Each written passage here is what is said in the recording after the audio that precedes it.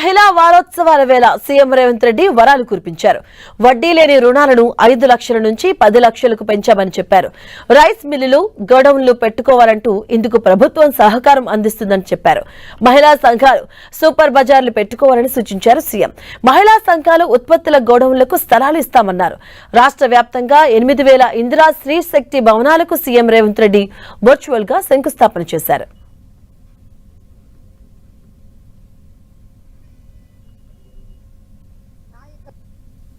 Solar వ్యాపారం అంటే అదానీలో, అంబానీలో లేకపోతే గొప్ప గొప్ప సంస్థలు మాత్రమే చేస్తాయని ఒక చర్చ ఉండే.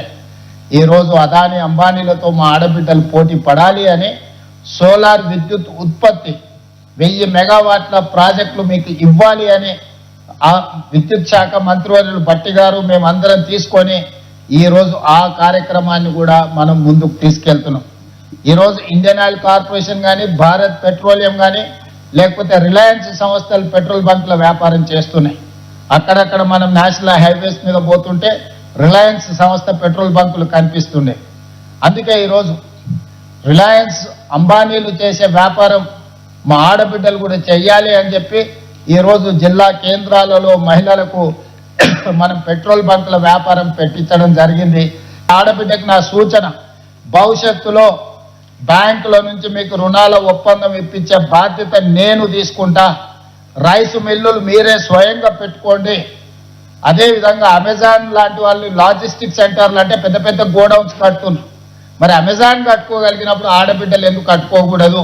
మీకు మండలాలలో మీకు అవసరమైన స్థలాలను ఇచ్చే పూచి నాది. మీరు లాజిస్టిక్ పార్కులు, పెద్ద పెద్ద గోడౌన్లు కట్టుకోండి, రైస్ మిల్లులు పెట్టుకోండి. ఈ వరి మొత్తం మీ దగ్గరనే తీసుకొచ్చే విధంగా రైతులు అక్కడికే తీసుకొచ్చి అక్కడనే ఇచ్చి చిన్న చిన్నవి కాకుండా 20 ఎకరాలు, 30 ఎకరాలు, 50, అవసరమైతే 100 ఎకరాల వరకైనా మంచి లాజిస్టిక్స్ పార్క్స్ మీరు సిద్ధం చేసుకోండి. ఈరోజు మనం సూపర్ బజార్లు చూస్తున్నాం. ఒక దగ్గర పోతే బిగ్ బజార్ కనిపిస్తుంది, ఇంకొక దగ్గర పోతే డిమార్ట్ కనిపిస్తుంది, ఇంకొక దగ్గర పోతే ఇంకేదో పెద్ద కంపెనీలు, చైన్ సూపర్ బజార్లు వస్తున్నాయి. అందుకే నేను మా ఆడబిడ్డలకు సూచన చేస్తున్నా, కొనుగోలు చేసేదే మీరు, సూపర్ బజార్లకు వెళ్ళి వస్తువులు కొనుక్కుంటున్నదే మీరు. మీరే 67 లక్షల సైన్యం ఉన్నారు అంటే 67 లక్షల కుటుంబాలు మీరు కొనుక్కుంటేనే ఆ సూపర్ బజార్లు ఈరోజు వ్యాపారం చేసుకుంటున్నాయి. అందుకే మహిళా శక్తి సూపర్ బజార్ మీరు ఒక కార్పొరేట్ విధానాన్ని ఇచ్చేసుకోండి. మిత్రులు ఎన్ఎం శ్రీనివాస్ రెడ్డి గారు నాకు ఈ సూచన చేసిండ్రు, నాకు బాగా నచ్చింది. రాష్ట్ర ప్రభుత్వం నుంచి కొంత కార్పస్ ఫండ్ ఇస్తాం, మా తరఫున కూడా కొంత పెట్టుబడి పెడతాం. మీరు కూడా దీన్ని ఒక కార్పొరేట్ స్ట్రక్చర్ డిజైన్ చేసుకొని షేర్స్ క్రియేట్ చేయండి. ప్రతి మహిళ ఒక 5,000, ఒక 10,000 ఇందులో పెట్టుబడి పెట్టి భాగస్వాములు అయితే రాష్ట్ర నలుమూలల మహిళా శక్తి సూపర్ బజార్లు వస్తాయి. అప్పుడు 100,000 కోట్ల రూపాయల వ్యాపారం మీరే చేసుకోవచ్చు. తల్లి అన్నదమ్ముళ్ళు సొంత చెల్లెళ్ళనే ఇంట్లోకి ఎలగొడుతారు.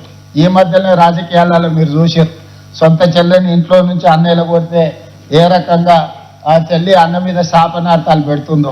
సో సొంత చెల్లి కూడా భారం అయింది అనుకొని ఇంట్లో నుంచి పంపించే ఆస్తిలో వాటా అడుగుతారని పంపించే సందర్భంలో 1 కోటి మంది ఆడబిడ్డల్ని ఈ మంత్రివర్గం సొంత సోదరి మనులాగా భావించి ఈరోజు మీకు చీరబెట్టే కార్యక్రమాన్ని, మిమ్మల్ని ఆర్థికంగా నిలబెట్టే ఒక ప్రణాళికను, మిమ్మల్ని కోటీశ్వరులను చేయాలనే లక్ష్యంతోనే ఈ ప్రభుత్వం పనిచేస్తుంది.